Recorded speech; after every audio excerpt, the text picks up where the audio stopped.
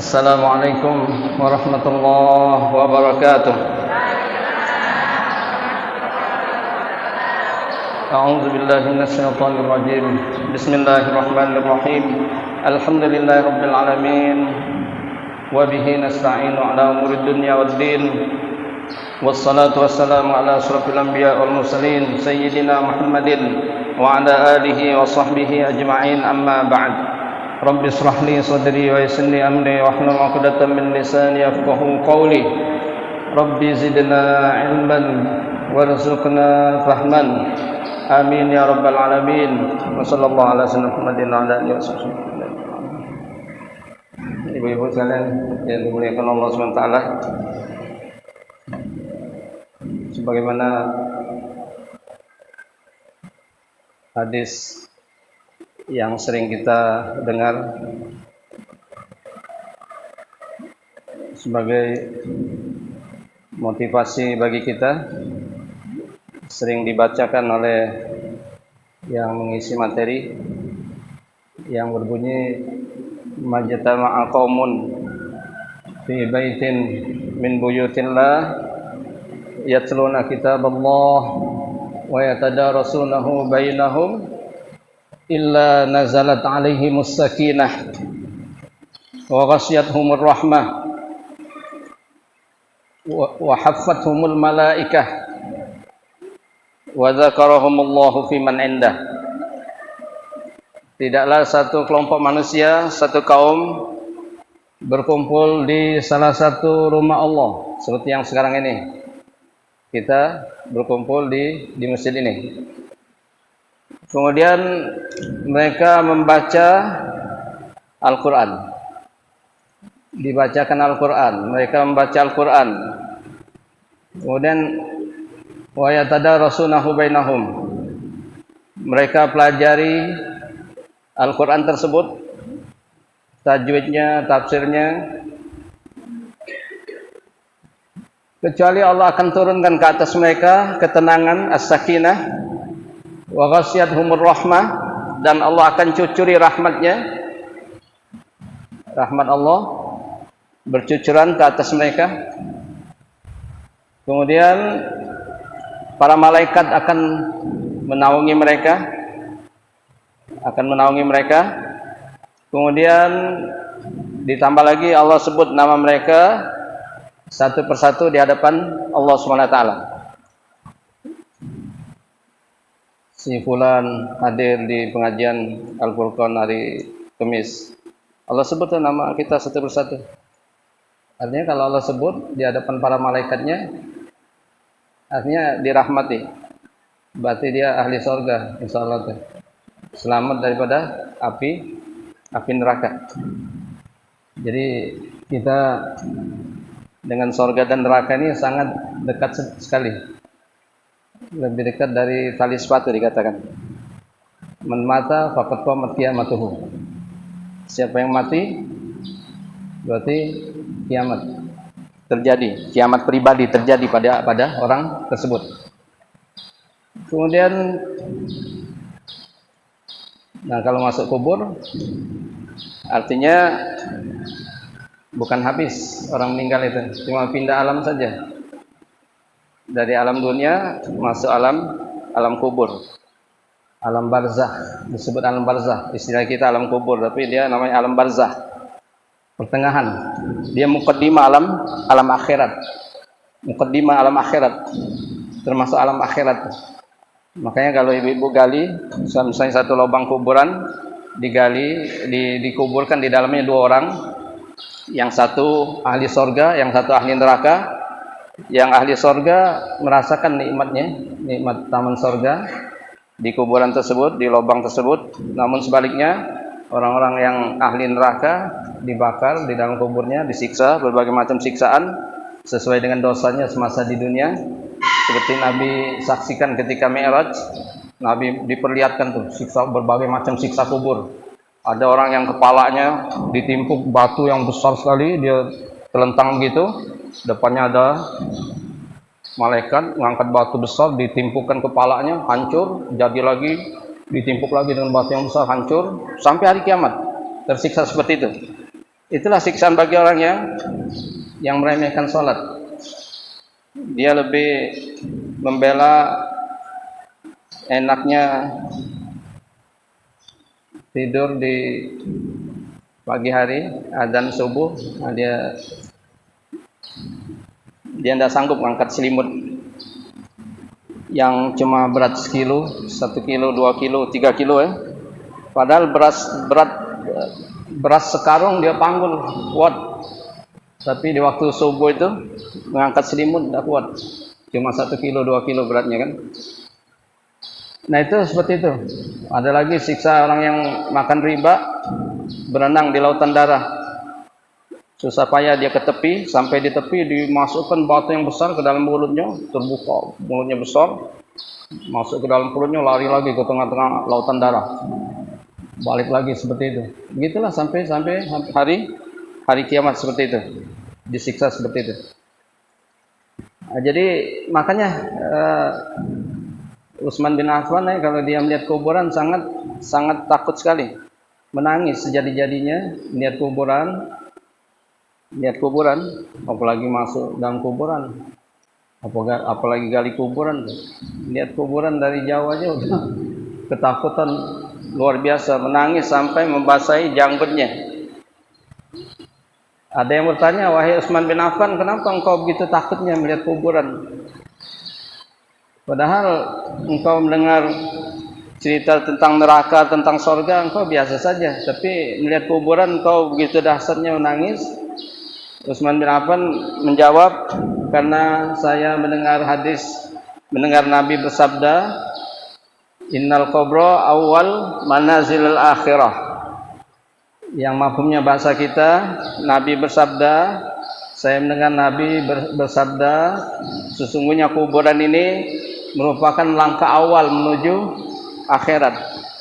Kalau masuk kuburan selamat, nikmat kubur, tidak disiksa, maka kesananya lebih selamat lagi, lebih aman lagi, lebih nikmat lagi, surga. Tapi kalau masuk kuburan ini gagal, tersiksa, maka kesananya lebih parah lagi, masuk neraka yang sebenar-benarnya. Makanya orang di dalam kubur itu, setiap mayat di dalam kubur diperlihatkan tempat kembalinya yang sebenarnya di pagi hari dan sore hari. Kalau dia ahli sorga, dinampakkan sorga di pagi hari dan sore hari. Ini sorga, tempat kembalimu yang sebenarnya nanti setelah kiamat. Dia tidak sabar lagi, dia berkata, ya Rabb, akimis sa'ah. Ya Allah, kiamatkan sekarang ya Allah. Tidak sabar lagi, dia ingin masuk sorga yang sebenarnya. Kemudian yang ahli neraka begitu juga, di pagi hari dan sore hari dinampakkan neraka, macam layar lebar gitu ya, dinampakkan neraka yang dahsyat luar biasa. Dikatakan kepadanya, inilah tempat kembalimu yang sebenarnya nanti setelah kiamat terjadi, ini tempat yang sebenarnya. Dia sangat ketakutan, dia berkata, ya Rabb, la tuqimis sa'ah. Ya Allah, jangan kiamatkan ya Allah. Dalam keadaan tersiksa yang begitu dahsyatnya di dalam kubur, namun dia minta jangan sampai terjadi hari kiamat, karena apabila kiamat terjadi, dia yakin betul yang dilihatkan neraka, dia akan masuk neraka yang sebenarnya, yang jauh lebih ini lagi, lebih parah lagi, lebih dahsyat lagi. Jadi itulah yang ditakuti. Kalau kita lihat orang-orang, jangankan manusia, kadang-kadang kucing aja susah, binatang lama itu sakaratnya tuh, mati, merasakan sakit yang luar biasa. Tapi manusia yang lebih parah lagi setelah kematian itu. Jadi makanya dalam Islam itu, kalau kamu menghukumnya dengan cara baik. Orang kadang-kadang karena saking panasnya, sebelum dia dimatiin, disiksa dulu. Orang melakukan kejahatan nih, misalnya kejahatan Padahal dia kalau udah mati di kuburan lebih dahsyat lagi siksaannya daripada dikeroyok, dibakar di dunia ini. Api kuburan, api akhirat tidak ada bandingannya. Nah makanya Nabi katakan, Nabi ditanya, man aqyasun nas, ya Rasulullah, manusia yang mana? Yang paling cerdas, yang paling jenius, yang paling pintar? Kata Nabi, orang yang paling banyak mengingat kematian. Orang yang paling banyak mengingat kematian. Kemudian yang paling banyak, yang paling baik mempersiapkan bekal untuk kehidupan setelah kematian. Itulah orang yang paling cerdas.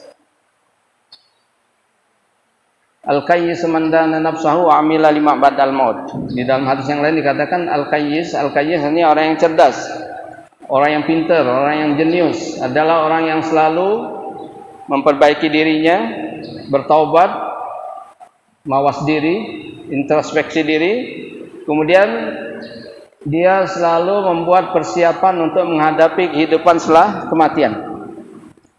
Itu orang yang paling jenius, yang paling pintar. Kita lihat orang-orang di dunia ini, para pembisnis, para developer, dia ahli dunia, dia ahli baca masa depan tuh. Ini di daerah Pamulang, 30 tahun, 40 tahun yang lalu, tempat jin buang anak. Jadi para orang ahli dunia tadi dia bisa baca nih, 30-40 tahun ke depan ini akan jadi daerah emas. Dia borong banyak sebanyak itu, semuanya hutan semua ya. Hutan karet. Iya, bukan saya ngalami, cuma cerita orang sini, orang tua sini kan. Hutan semua tuh, diborong sama mereka. Sekarang harganya jadi juta-jutaan. Dulu tidak ada harganya tuh, cuma berapa ratus perak saja. Dia borong semua tuh, dia kuasai semua. Akhirnya setelah 30 tahun sekarang dia kaya raya. Dia perumahannya banyak, kontrakannya banyak. Dia tahu masa depan satu daerah ini bakal jadi daerah wisata, jadi kota wisata. Oh, dia siapkan tuh. Dia borong sama misalnya kan. Nah itu pintar, dia bisa masa depan. Cuma sebentar saja dunia sekejap saja. Nah makanya Nabi katakan yang paling cerdas tadi itu tadi, kuburan, orang yang mempersiapkan. Itulah rumah masa depan yang sebenarnya tuh. Nah kuburan itu kan, makanya itulah kata Nabi orang yang paling cerdas. Jadi inilah kita, Allah jadikan kita ini manusia untuk kekal selama-lamanya. Jangan ibu-ibu nyangka sementara saja, kekal. Allah jadikan kita manusia untuk kekal selama-lamanya. Cuma kita pindah-pindah alam saja. Alam arwah sudah kita lalui. Semua yang bakal lahir di muka bumi ini ditanya Allah, Allah angkat perjanjian, Allah sumpah mereka, semuanya mengakui beriman kepada Allah, akan mengabdi kepada Allah, menyembah Allah.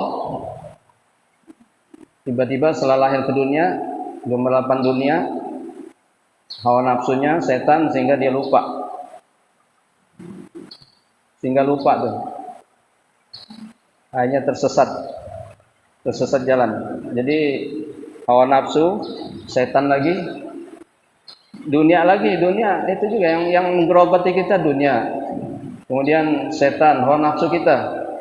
Hawa nafsu lebih dahsyat daripada setan. Dunia ini saja luar biasa. Jangankan kita, ulama besar, kiai besar yang kalau sudah kena pecinta dunia, dia sanggup jual agama, sanggup membela kebatilan tuh.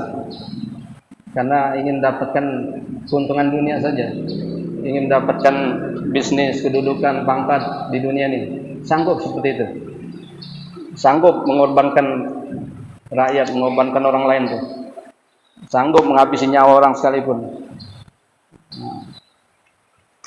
Jadi sekarang, kemudian setelah alam arwah, kita sudah lalui lagi alam rahim. Berapa lama usia di alam rahim? 9 bulan 10 hari. Ya 9 bulan lah.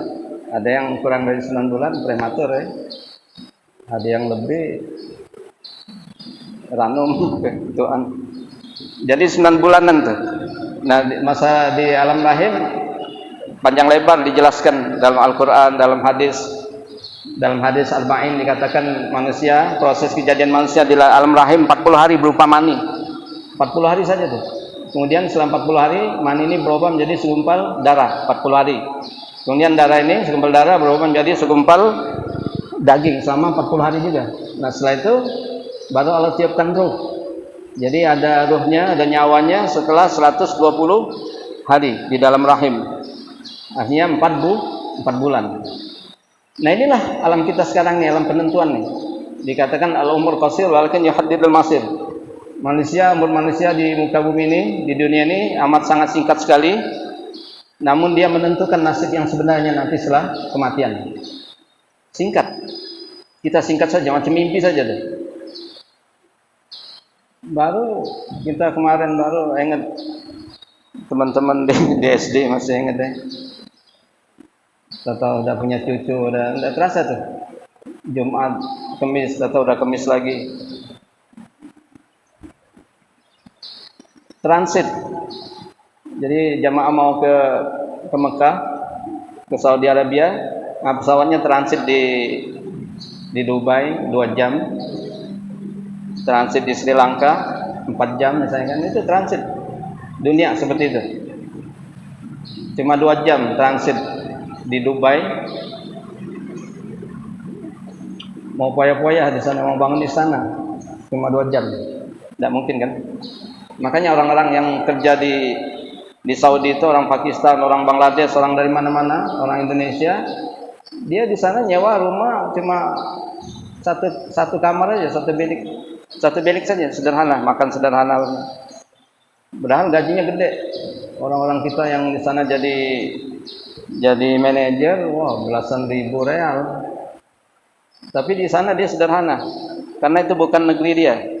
Dia kirim ke negerinya, di kampungnya, di Pakistan, di Jawa, di Indonesia, dia punya kontrakan, punya istana, bangun rumah yang bagus-bagus ya. Nah, di negara tempat dia bekerja sederhana sekali, karena itu bukan tempat dia asalnya kan. Nah, tempat kita, asal kita sorga. Dulu nenek moyang kita Adam dan Hawa di sana. Nah, makanya harus direbut lagi. Nah, dunia ini yang umur kita, Nabi kata antara 60 sampai 70 tahun.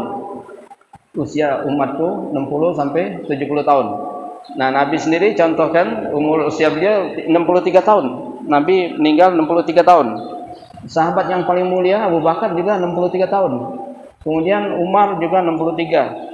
Ali juga 63. Nah, yang panjang Utsman bin Affan sampai 80 tahun usianya. Jadi kalau ibu-ibu usianya lebih 63, nah berarti itu udah bonus. Yang 70 tahunnya udah bonusnya udah banyak tuh. Makanya banyak bersyukur ya. Nah, makanya waktu yang singkat ini kita manfaatkan dengan sebaik-baiknya. Ini ngaji nih luar biasa nih. Ngaji. Kalau orang-orang betul-betul beriman udah tidak muat pengajian seperti ini. Jadi hikmahnya kalau kita masih senang menghadiri pengajian, kalau ada ibadah kita yang keliru, yang salah ya, Allah maafin. Nah, tapi kalau tidak mau ngaji lagi udah, yang salah tidak diterima karena dia beribadah tanpa ilmu. Setelah sekarang pindah lagi ke alam berikutnya, yaitu alam kubur. 50 tahun yang ke depan kita sudah tidak ada lagi di sini nih. Sebagaimana 50-100 tahun yang lalu kita tidak ada di sini. Artinya mati bukan habis. Pindah alam saja. Pindah alam dari alam dunia ke alam kubur. Itu dia merasakan balasan perbuatannya semasa di dunia nih. Nah, kalau kita ngaji ini balasannya makhluk yang indah yang menerangi kuburan kita. Nanti yang maksiat itu yang mengerikan. Tergantung amalnya, siksa ataupun nikmat surga ataupun taman surga ataupun lubang api neraka. Jadi waktu dinampakkan surga neraka tadi tersiksa luar biasa neraka. Yang surga begitu juga. Itulah nikmat kubur, siksa kubur seperti itu. Nah, berapa lama tinggal di alam kubur kita, usia kita dalam kubur? Sejak mati sampai kiamat. Jadi ibu bapak kita yang meninggal 10 tahun yang lalu berarti usianya dalam kubur udah 10 tahun. Nabi kita udah 1400 tahun yang lalu berarti usianya udah 1400 tahun lebih dalam kubur. Jadi kenapa di kubur kita katakan masih ada usia? Di dalam kubur kita ada usia manusia di dalam kubur. Karena di dalam kubur kita masih bisa mengkoleksi pahala, masih bisa mendapatkan pahala. Jadi hadis Nabi yang berbunyi idza mata ibnu adam inqata amaluhu illa min thalas. Apabila manusia mati maka terputus amalnya tuh. Sudah tidak bisa beramal lagi, tidak bisa istighfar lagi, tidak bisa taubat lagi. Terputus kecuali 3 perkara. Yang pertama sedekah jariyah. Nah, dia nyumbang masjid misalnya. Dia nyumbang misalnya 1 juta, ditulis tuh nyumbang masjid, kipas angin 1 juta. Dapat kipas angin berapa? 2, 3 tuh. Nah, kemudian selagi masjid itu digunakan untuk ibadah, dipakai kipas angin supaya orang tidak kegerahan, maka selagi itu pahala ngalir terus. Selagi dia dipakai untuk ibadah, karpet masjid masih bisa untuk ini. Nah, kalau tidak digunakan, stop pahalanya. Makanya kipas angin ini,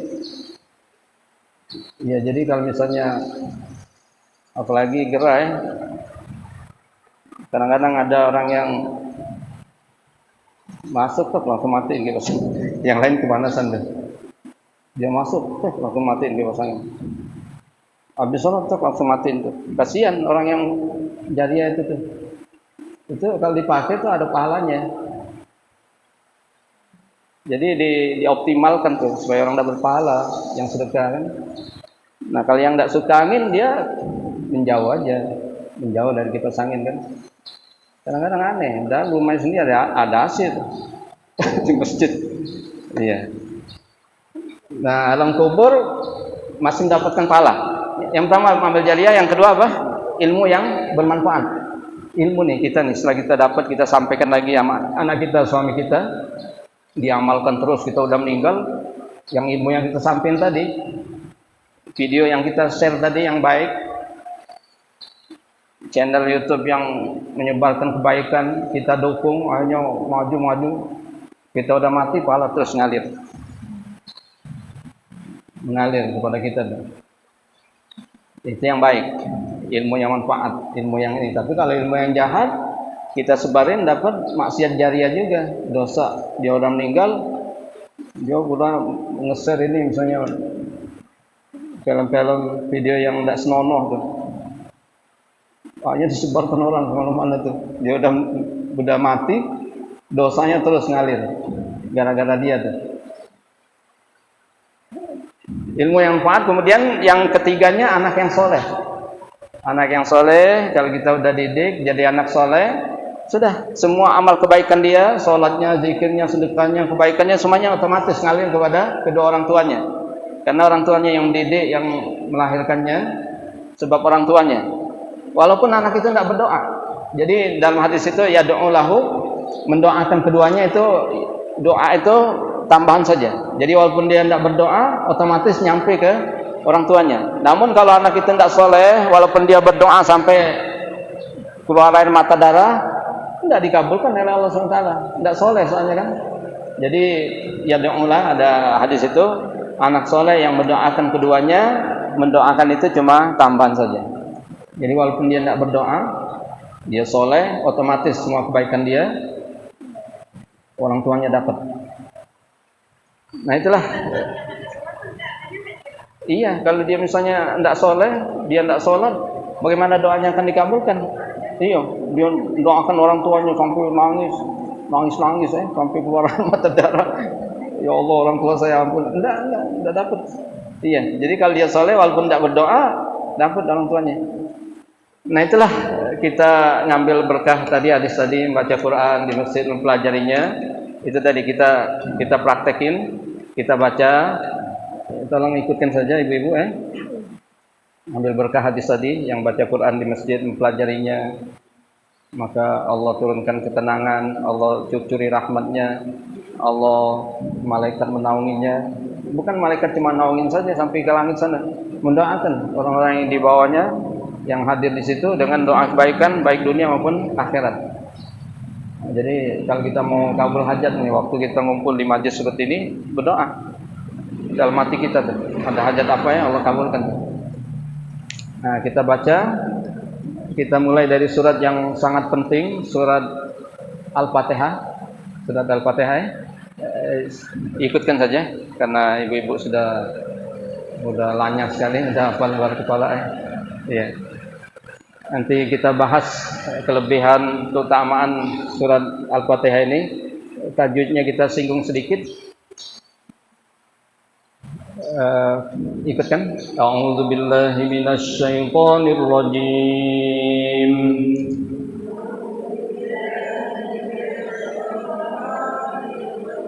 Bismillahirrahmanirrahim.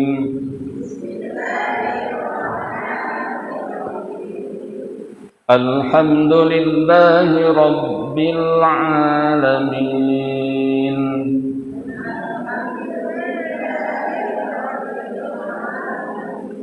Ar-Rahmanir Rahim.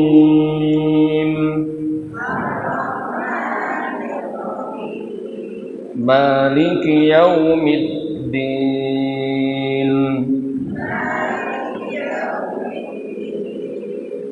Iyyaka na'budu wa iyyaka nasta'in.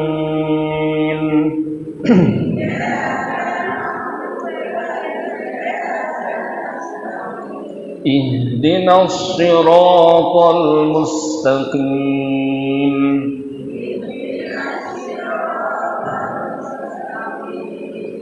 Siratal ladzina an'amta 'alaihim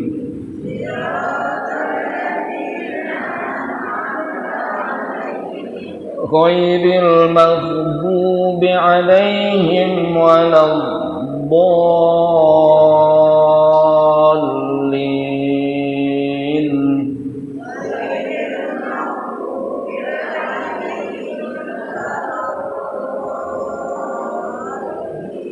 Amin.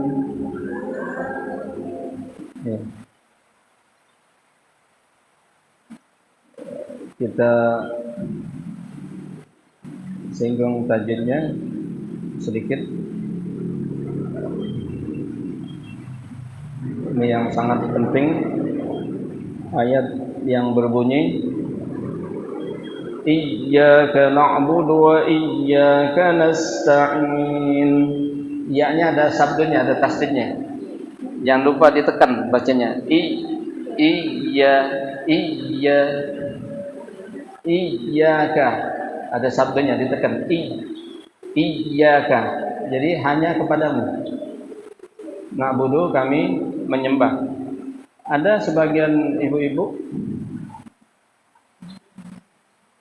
jauh sana. Iya. Terutama kalau baca rame-rame main kebut-kebutan. Iya. Waktu tahlil kadang-kadang ya. Lupa neken, tidak ditekan bacanya ya. Jadi dia baca dengan lemah, iyyaka na'budu wa jadi bukan iya, tapi dia baca iyyaka. Bukan iyyaka, tapi dia baca iyyaka. Iya artinya apa? Daus syams, sinar matahari.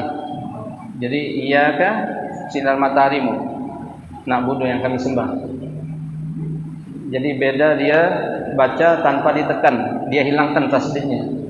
Iyyaka na'budu wa Jadi iya tanpa sabdu, tidak ditekan bacanya, artinya merubah menjadi daus syams, sinar matahari.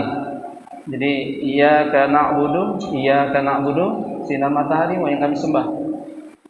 Nah, jadi berubah makna, bahkan perubahan yang berbau syirik, kemusyrikan.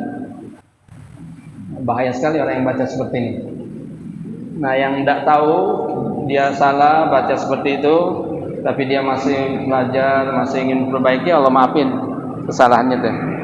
Tapi kalau dia tidak belajar lagi, udah pinter, tidak perlu ngaji lagi, tidak sah ibadahnya itu, batal sholatnya. gara-gara ianya salah, gara-gara takbirnya salah, batal semua sholatnya tuh. Nah itulah yang termasuk dalam fawailul lil musallin, neraka welah, celakalah bagi orang yang sholat. Itu yang sholat seperti itu, bacaan Fatihahnya tidak dibetulin, tidak mau dia cek lagi wuduknya bagaimana, buang airnya, istinja. Apalagi bagi laki-laki tuh, kalau tidak ngikuti cara yang Nabi ajarkan, metu lagi, keluar lagi air kencing itu. Jadi ada istibrok kan, jongkok tuh di atas kaki kiri itu, bukan berdiri. Nah, kalau kencing berdiri, makanya Nabi larang berdiri karena tidak tuntas, tidak tiris. Nanti dia keluar lagi, bawa sholat najis, batal sholatnya, tidak sah. Malah orang dengan sengaja bawa najis sholat, bawa najis bukan dapat pahala, malah dosa. Jadi kalau kita ada najis, batalin sholat. Kita misalnya batal ya waktu sholat tuh, walaupun orang lain tidak tahu, kita keluar angin, kita yang merasakan kan sedikit sekali itu. Orang kiri kanan tidak ada yang tahu, batal tuh. Jangan diterusin, gengsi terus, tidak boleh, itu dosa tuh. Mesti dibatalin. Jadi ini baru Al-Fatihah. Nah kemudian Siratal ladzina an'amta 'alaihim. Nah itu berhenti him yang pertama boleh. Boleh. Nah yang him yang kedua tidak boleh berhenti, tidak boleh wakaf tuh. Ada orang yang keduanya dia berhenti juga tuh. Ghairil maghdubi 'alaihim waladdallin, tidak boleh. Yang kedua tidak boleh wakaf. Orang takbir Allahu Akbar, itu benar, Allah Maha Besar. Tidak sedikit yang memanjangkan barnya, Allahu Akbar, Akbar, Akbar. Kalau dipanjangkan artinya toblun, atau tobel itu artinya genderang, tabur, jidur, termasuk itu. Yang drum band itu genderang. Jadi kalau orang barnya dipanjang Allahu Akbar, berarti Allah itu genderang. Na'udzubillah min dzalik. Jadi berubah arti. Ada juga yang memanjangkan A-nya, Allahu Akbar. Ragu-ragu apakah Allah Maha Besar, atau dia Allah, apakah Allah? Allah.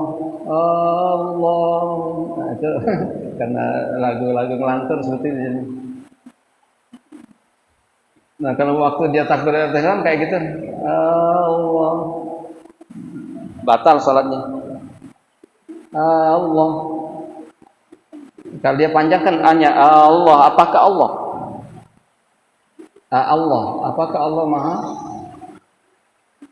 Ya, kalau baca selawat kadang-kadang cuma ngelantur aja itu. Allahumma sholli. Jadi itulah bahasa Arab ya. Dia sensitif sekali. Salah nyebut berubah arti. Bahkan di Arab sana kita sering dengar tuh, yang sering ke Madinah ya. Azan, yang azan orang Arab hafal Quran, tapi kita kedengarannya seperti itu. Asyhadu alla, dipanjangkan seperti itu. Apakah tiada Tuhan selain Allah? Jadi A itu kalau dipanjangkan artinya A, apakah? Muhammad, Muhammad, apakah Muhammad? Allah, apakah Allah? Nah dia digabungkan, diwasalkan jadi Allah, seperti itu. Jadi apakah?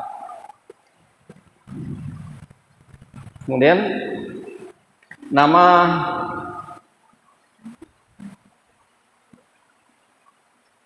Nah jadi yang baca takbir salah-salah tadi, kalau dia takbiratul ihram, karena takbiratul ihram ini merupakan rukun sholat, rukun qauli, rukun qauli, rukun yang harus diucapkan, kedengaran minimal telinga sendiri. Jadi kalau dia Allahu Akbar cuma mulutnya aja, tidak ada suaranya, tidak sah. Jadi minimal terdengar telinganya sendiri. Berapa banyak orang yang sholat dia tidak mau ngaji lagi. Kadang-kadang mulutnya pun tidak goyang, diam aja dalam hati. Itu dalam hati bukan bacaan. Rukun qauli yang diucapkan. Nah kalau niat baru. Niat tidak perlu diucapkan dalam hati itu. Jadi Allahu Akbar minimal telinga sendiri dia dengar. Gitu kan? Kemudian rukun qauli yang kedua Al-Fatihah. Fatihah dia baca minimal telinga sendiri dengar. Banyak orang yang diam aja tuh. Kalau tanya, saya baca dalam hati, tidak sah. Kemudian rukun qauli yang berikutnya tahiyat akhir. Tahiyat akhir. At-tahiyyatul mubarakatus shalawatut thayyibatul lillah. Itu harus benar juga tuh, panjang pendeknya, tasdidnya tuh. Karena dia rukun sholat, mesti benar tuh. Thayyibatul lillah. Berapa banyak orang dihilangkan sabdunya, mereka baca thayyibatul lillah. Kalau thayyibatul lillah itu nyanyian ya thayyibah ya thayyibah. Thayyibah artinya kota Madinah. Berubah artinya, berubah. Jadi thayyibatul lillah. Allahumma sholli ala, dinya pendek. Tidak sedikit yang memanjangkan Allahumma sholli ala. Sholli. Berubah, maknanya berubah, dipanjangkan.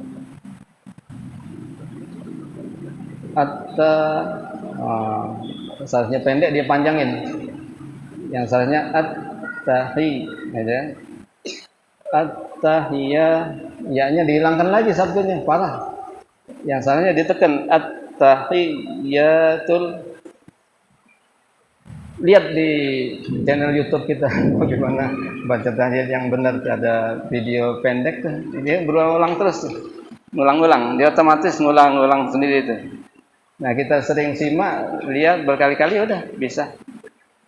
Karena kita yang Quran Nabi anjurkan kita, Nabi sering baca, mendengar bacaan sahabat-sahabatnya, bacaan malaikat. Karena mendengarkan Quran orang lain, walaupun kita udah pintar, kita mesti dengar juga bacaan orang lain. Jadi dengan mendengar bacaan orang lain akan lebih memperbaiki kualitas bacaan kita. Jadi kita dengarkan bacaan Fatihah yang benar, bacaan tahiyat yang benar ya. Benar untuk kita. Jadi sebatas kita usaha saja. Kita udah usaha namun tidak bisa-bisa, Allah maafin. Ya.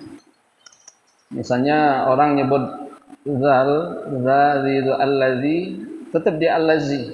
Ada allazi misalnya, tidak bisa. Sudah latihan udah Allah maafin. Nyebut ain ngalamin misalnya kan, udah latih, enggak bisa juga tuh. Udah dimaafin. Cuma jangan nekat jadi imam aja. Jadi Allah Maha pemurah, Maha pengasih. Allah tidak bebankan kita yang luar mampu kita. Walaqad yassarnal Qur'ana lidzikri fahal min muddakir. Sungguh kami telah mudahkan Al-Qur'an ini untuk dipelajari. Namun siapa yang betul-betul ingin mempelajarinya? Gitu kan? Jadi orang Arab sendiri, orang Mekah, orang Madinah, orang Arab lain-lain, kalau dia tidak belajar ilmu tajwid, salah-salah bacanya tuh. Tajwidnya salah. Dia baca Quran mungkin seperti dia baca majalah orang gundul itu, pembaca berita. Itu kalau dia tidak memahami, tidak mendalami tajwid, salah-salah tuh orang yang pembaca berita. Orang Arab tuh hebat sekali bacanya, Arabnya fasih bener, nahu sorobnya. Pas suruh baca Quran, berantakan. Wakop-wakopnya salah-salahnya tuh. Sedangkan Quran tidak boleh sembarangan berhenti, tidak boleh. Namun sebaliknya orang Cina sekalipun kalau dia mempelajari Quran, dia fasih, bisa mengalahkan orang Arab tuh fasihnya tuh. Nah jadi yang Allah nilai dia kemauan dia untuk, makanya dikatakan utlubul ilma minal mahdi ilal lahad. pelajari ilmu ini dari sejak lahir sampai liang kubur. Ya. Kemudian nama lain dari Quran ini, Al-Fatihah ini disebutkan ada 12 nama. Nah, di antaranya nama lain dari Al-Fatihah ini Ummul Quran atau Ummul Kitab. Ummul Quran, ibunya Quran. Karena Al-Fatihah ini semua sari dari Al-Quran ini semuanya tercakup dalam surah Al-Fatihah. Tentang tauhid, tentang sejarah, tentang semuanya di surat Al-Fatihah ini. Makanya disebut Ummul Quran, Ummul Kitab. Ada juga disebut As-Sab'ul Masani. Jadi kalau untuk membuka acara ini mari kita membaca surat As-Sab'ul Masani. Artinya Al-Fatihah tuh. Fatihah. As-Sab' artinya 7. Al-Masani yang berulang-ulang. Karena surat Fatihah ini dibaca berulang-ulang. Orang setiap rakaatnya mesti baca Al-Fatihah. Diulang-ulang. Ada acara apa kirim Fatihah ya? Makanya disebut 7 ayat yang selalu berulang-ulang. As-Sab'ul Masani. Disebut juga dengan As-Syafiyah. Jadi surat Fatihah ini disebut As-Syafiyah, penyembuh, pengobat, penawar. Nah, jadi ibu-ibu bisa gunakan surat Al-Fatihah untuk penyembuhan. Kalau ada orang sakit, bacakan Al-Fatihah, tiupkan. Insya Allah, kalau yang bacanya yakin, insya Allah sembuh.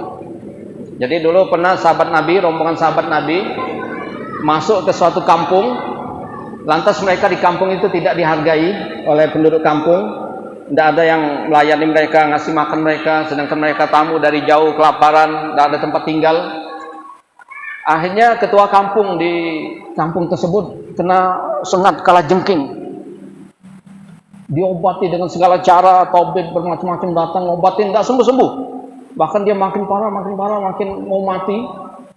Akhirnya mereka menemui rombongan sahabat Nabi ini. Sebagian mereka berkata, wahai kalian pemimpin kami, ketua kampung kami disengat oleh binatang berbisa, kalajengking, sudah diobati dengan segala cara, tidak sembuh-sembuh, bahkan semakin parah. Mungkin di antara kalian ada yang bisa ngobatinya. Tolong, kami minta tolong, betul-betul minta tolong pada kalian. Akhirnya salah satu sahabat Nabi berkata, saya bisa, saya siap ngobati pimpinan kalian, tapi kalian kurang menghargai kami di sini, tidak menganggap kami sebagai tamu, maka mesti ada bayaran, mesti ada imbalan tuh, mesti ada hadiah. Soalnya kami perlu makan. Akhirnya inilah mereka nyanggupi akan memberi hadiah beberapa ekor kambing. Akhirnya didatangi oleh sahabat ini, dia bacakan Al-Fatihah. Udah selesai dia tiupkan tempat disengat gitu. Dipercikin dikit, disembur. Langsung sembuh. Saat itu juga langsung sembuh. Dia bisa berdiri, bisa berjalan seperti tidak kena apa-apa tuh. Akhirnya mereka berkata, udah ini kambing hadiah macam-macam, makanan melimpah, kambing ini jangan kita apa-apain dulu. Kita tanya dulu sama Rasulullah, ini hadiah ini halal apa enggak ya, kambing-kambing ini jangan kita bagi dulu. Akhirnya mereka sampai di Madinah, mereka ceritakan kepada Nabi kejadian. Kemudian ada sahabat yang meruqyah dengan baca Al-Fatihah. Nabi puji dia, tepat sekali engkau mengobati dia dengan Al-Fatihah ini. Makanya Al-Fatihah disebut As-Syafiyah, penyembuh. Nabi puji dia, Nabi puji, benar ini Al-Fatihah memang untuk pengobatan, untuk ruqyah. Bahkan Nabi minta bagian, bagi saya juga kalau itu kambing bagi. Hanya dibagi semua tuh. Jadi halal seperti itu ya, dari hasil obat. Nah, jadi kalau ada yang sakit apa jangan bingung, udah apa yang kita tahu aja tuh. Al-Fatihah kita tahu, Al-Falaq, An-Nas, baca itu, baca kulhu. Pertama kulhu, al-falaq, an-nas. Kulhu termasuk itu juga termasuk surat perlindungan. Makanya Nabi setiap mau tidur tidak lupa baca kulhu, al-falaq, an-nas. Sudah itu beliau tiupkan ke tangannya, telapak tangannya, kemudian diusapkan semuanya ke kepala, ke muka, ke badan bagian depan. Seperti itu. Perlindungan, penyembuhan. Nabi kalau sakit dia bacakan al-falaq, an-nas, kemudian ditekankan, diusapkan di tempat yang sakit. Bismillahirrahmanirrahim. Tapi dalam Al-Quran dikatakan kalau kalian ingin baca Quran, jangan lupa minta perlindungan kepada Allah dari godaan setan. Jadi harus baca a'udzubillah dulu. A'udzubillahi minasyaitonirrajim. Minta perlindungan dari godaan setan. Minta perlindungan. Kemudian seperti masuk WC, masuk kamar mandi. WC itu markasnya setan, rumahnya setan. Maka kita minta perlindungan kepada Allah dari godaan setan. Allahumma inni a'udzubika minal khubuthi wal khaba'is. Ada di YouTube-nya ada tuh. Tinggal buka, nanti dia berulang-ulang 2-3 kali dengar langsung hafal tuh. Iya. Kalau udah hafal tinggal lihat artinya, tanya sama orang banyak yang tahu artinya, ini artinya apa kan. Yang penting Arabnya dulu tuh yang susah tuh kita ngapalin kan. Nah, kita hafalin lah dari doa-doa yang pendek ya. Doa masuk masjid, doa mau tidur, doa masuk kamar mandi, keluar kamar mandi. Bismillahirrahmanirrahim. Diawali dengan bismillah ya. Surat Al-Fatihah termasuk surat-surat yang lain diawali dengan bismillah. Jadi ini Allah mengajarkan bahwasanya kita mesti baca bismillah. Ada dalam hadis dikatakan kullu amrin dzibalin, setiap perkara yang bagus, yang baik tidak diawali dengan bismillah, maka bahwa aqta, dia terputus dari berkah, tidak ada berkahnya tuh. Kita makan, minum, tidak baca bismillah, tidak ada berkahnya. Setan ikut makan sama dia. Tidak baca bismillah. Kalau yang haram jangan baca bismillah. Kalau perbuatan jelek jangan baca bismillah. Mau merokok, bismillah. Tambah gede tuh dosanya tuh. Iya. Jangan. Ada sisanya diinjek tuh. Ibu-ibu ada nak makan makanan tuh habis sisanya diinjek kan, makan comro. Ada sisanya ibu buang, ibu injek tuh.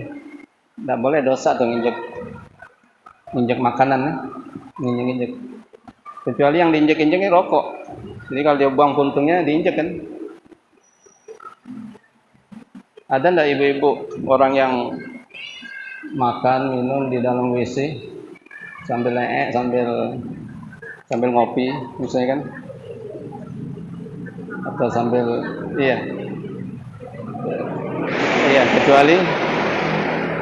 kecuali yang merokok di dalam WC itu. Jadi itu sedang menunjukkan enggak bagus ya. Bismillah. Kemudian alhamdulillahi rabbil alamin.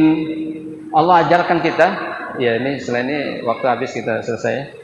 Alhamdulillahi rabbil alamin. Segala puji bagi Allah, Tuhan semesta alam. Jadi Allah ajarkan kepada kita, kepada manusia, bagaimana cara bersyukur, berterima kasih kepada Allah. Ucapkan alhamdulillah. Alhamdulillah. Nah, kalau kalian mengucapkan alhamdulillah, bersyukur sama Allah, Allah tambahkan lagi nikmat yang lebih banyak lagi, lebih berkah lagi. Makanya di dalam hadis dikatakan afdhalud doa alhamdulillah. Sebaik-baik doa mengucap alhamdulillah. Sebaik-baik doa. Padahal doa merupakan sari ibadah. Intinya ibadah doa, mukhul ibadah. Otaknya ibadah. Sarinya ibadah itu doa. Karena dalam ibadah kita semuanya mengandung doa kepada Allah SWT. Jadi Allah semakin banyak kita berdoa, Allah makin suka. Namun kalau kita kurang meminta kepada Allah, Allah semakin murka.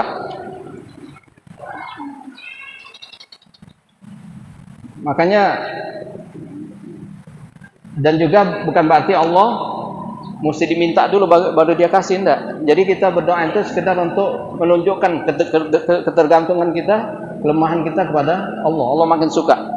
Makanya Nabi katakan doa yang paling hebat adalah mengucap alhamdulillah.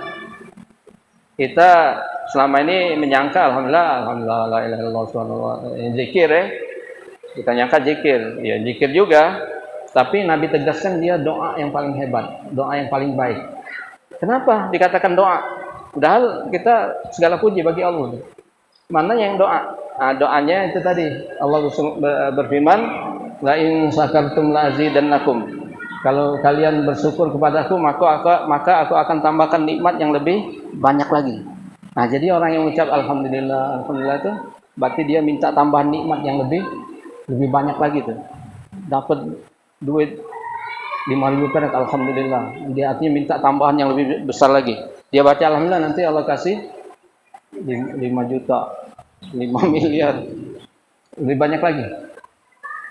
Jadi banyak-banyak mengucapkan alhamdulillah. Sekalipun kita kurang enak, orang nanya bagaimana keadaan? Keadaan lagi susah lah, badan kurang ini, duit tidak punya kan, tetap alhamdulillah. Alhamdulillah ala kulli hal. Alhamdulillah ala kulli hal. Jadi orang mengucap alhamdulillah artinya dia minta tambahan nikmat yang lebih banyak lagi. Alhamdulillah. Bahkan kita melihat musibah orang lain pun kita mesti bersyukur kepada Allah. Ada orang kena apa misalnya, tertabrak, kita lihat kan, kita mesti bersyukur kepada Allah. Alhamdulillah ya Allah, yang mana Engkau selamatkan aku daripada yang menimpa orang tersebut. Lihat orang sakit tuh, kita dengar si fulan sakit, teman kita si anu sakit, kita bilang alhamdulillah, alhamdulillah ya Allah, Engkau sehatkan aku ya, seperti itu. Jadi siapa yang melihat musibah orang lain, dia mengucap alhamdulillah, maka Allah selamatkan dia dari musibah yang sama. Di jalan kita lihat ada orang jatuh misalnya, alhamdulillah ya Allah, Engkau selamatkan aku dari yang menimpa orang itu. Coba kalau aku yang jatuh itu kan, nah, seperti itu. Maka Allah selamatkan dari musibah yang sama. Cuma kalau dekat dengan orangnya jangan kencang-kencang. Nanti dia musibah, alhamdulillah, dia tambah kecil hati ya. Dikiranya kita senang lihat dia musibah. Pelan-pelan aja. Kalau misalnya dekat takut kedengaran, dalam hati aja. Dalam hati.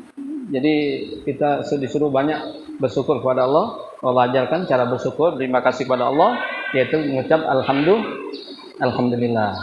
Ar-Rahman-Rahim sampai akhirnya insyaallah kalau ada kesempatan yang akan datang.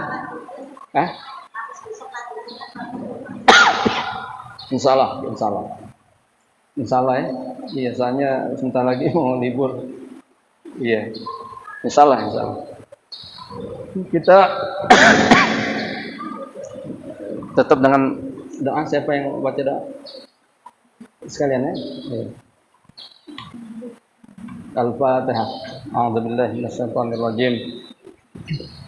Bismillahirrahmanirrahim. Alhamdulillahi rabbil alamin arrahmanir rahim maliki yaumiddin. Iyyaka na'budu wa iyyaka nasta'in. Ihdinas siratal mustaqim. Siratal ladzina an'amta 'alaihim ghairil maghdubi 'alaihim waladdallin. Amin. Bismillahirrahmanirrahim. Alhamdulillahirabbil alamin. Allahumma shalli ala sayyidina Muhammad wa ala alihi wa sahbihi ajma'in.